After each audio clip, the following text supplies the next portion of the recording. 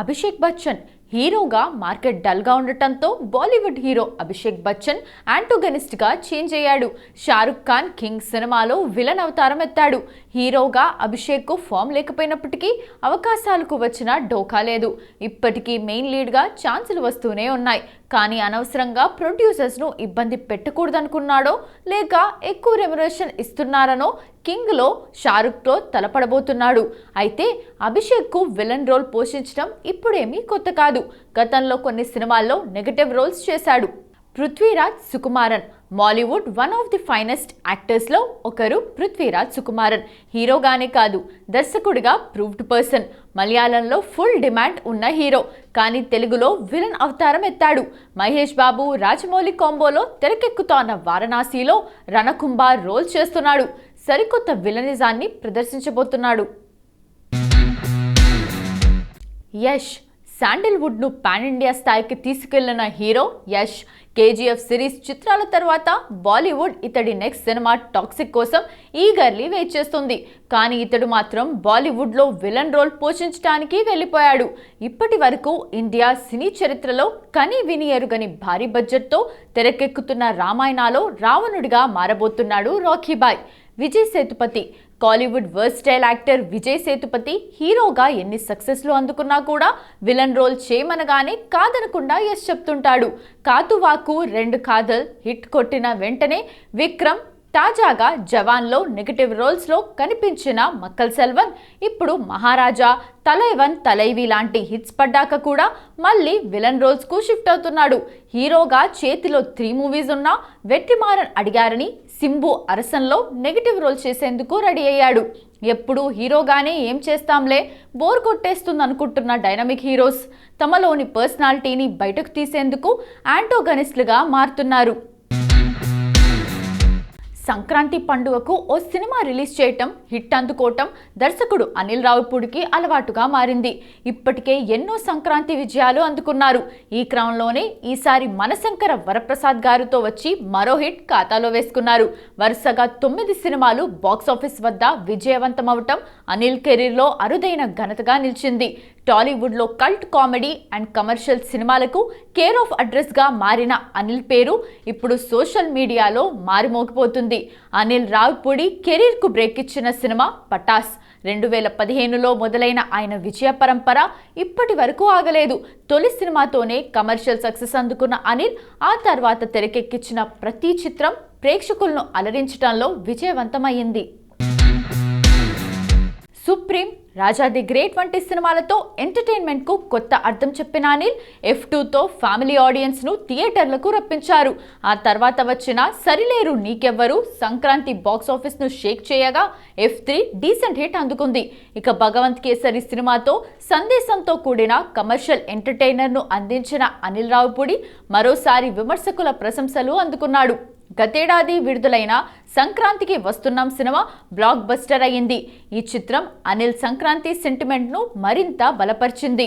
ఇప్పుడు మనశంకర వరప్రసాద్ గారితో మరో హిట్ అందుకున్నారు. వరుసగా 9వ విజయాన్ని ఖాతాలో వేసుకున్న అనిల్ సంక్రాంతి మొనగాడిగా నిలిచారు. ఎంటర్టైన్మెంట్, హాస్యం, ఎమోషన్లను సమపాలలో మేళవిస్తూ ప్రేక్షకులను మెప్పించడమే అనిల్ సక్సెస్ మంత్ర అని చెప్పాలి. భవిష్యత్తులోనూ అనిల్ ఇలానే అలరించాలని ఫ్యాన్స్ కోరుకుంటున్నారు.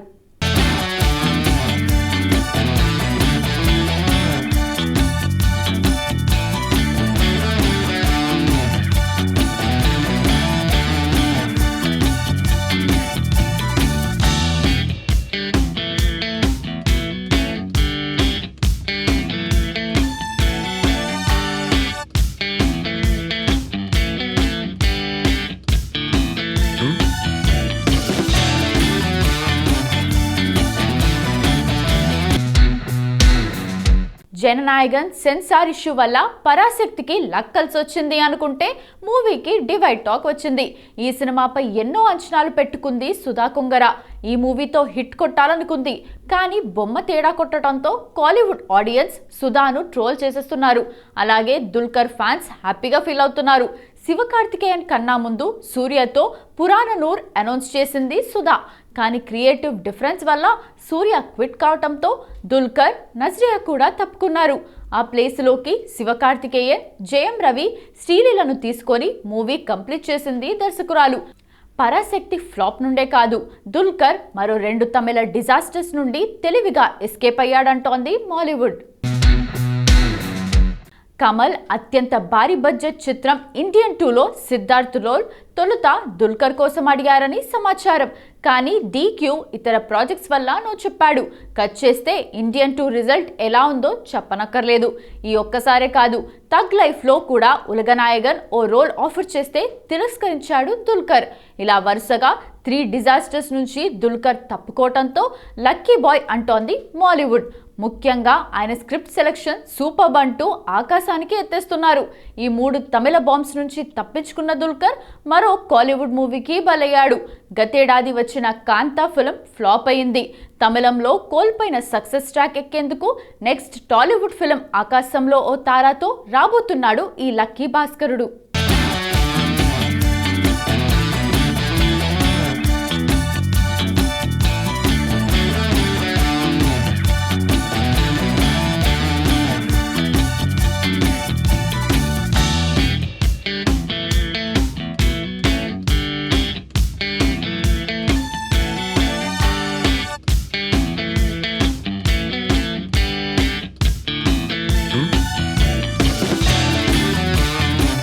నటి శోభితా ధూళిపాల ప్రధాన పాత్రలో నటించిన లేటెస్ట్ తెలుగు మూవీ చీకటిలో.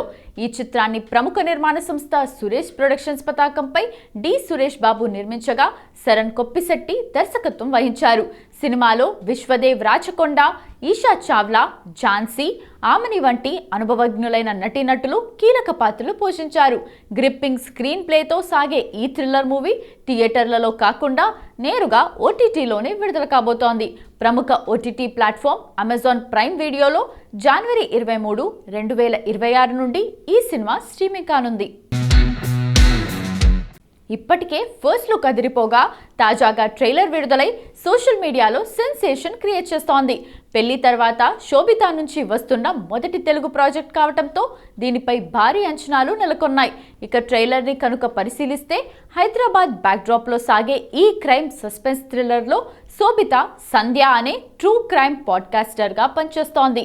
నగరంలో వరుసగా జరుగుతున్న హత్యలు, ఆ మిస్టరీ వెనుక ఉన్న ఒక సీరియల్ కిల్లర్ గురించి నిజాలను ఆమె తన పోడ్కాస్ట్ ద్వారా ఎలా వెలికి తీసింది అనే పాయింట్ ట్రైలర్లో చాలా ఇంట్రెస్టింగ్గా చూపించారు. ముఖ్యంగా క్రైమ్ థ్రిల్లర్స్ ఇష్టపడే ప్రేక్షకులకు ఇది మంచి చాయిస్ అని చెప్పొచ్చు. ఈ పొంగల్ మామూలుగా ఉండదు. దళపతి విజయ్ ఫుల్ విజువల్ ఫీస్ట్ ఇస్తాడని సంబరపడిపోతున్న ఫ్యాన్స్కు నిరాశే ఎదురైంది. CBFC సర్టిఫికేషన్ జారీ లోపం, లీగల్ బ్యాటిల్తో సతమతమవుతుండటంతో జనవరి 9కి రావాల్సిన మూవీ వాయిదా పడింది.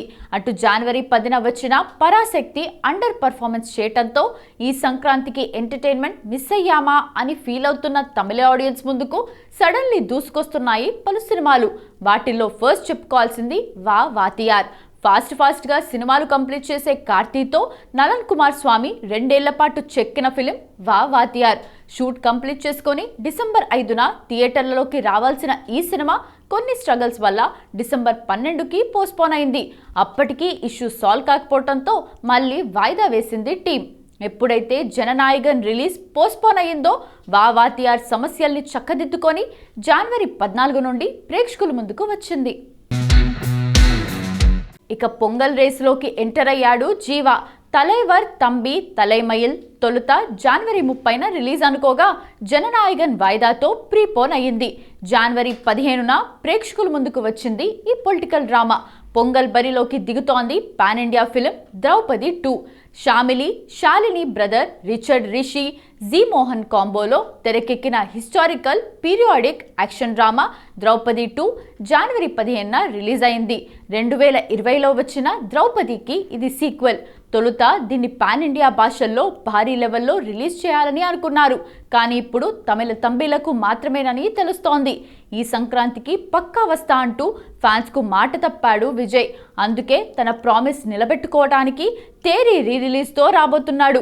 2016లో రిలీజ్ అయిన ఈ సినిమా దాదాపు 10 ఏళ్లు కావటంతో జనవరి 15న మరోసారి ప్రేక్షకుల ముందుకు తీసుకువచ్చారు మేకర్స్. మరి ఈ ఏడాది కూడా అనుకోకుండా రేసులోకి వచ్చిన ఏదైనా సినిమా అలాంటి మ్యాజిక్ క్రియేట్ చేస్తుందేమో, లెట్స్ సీ.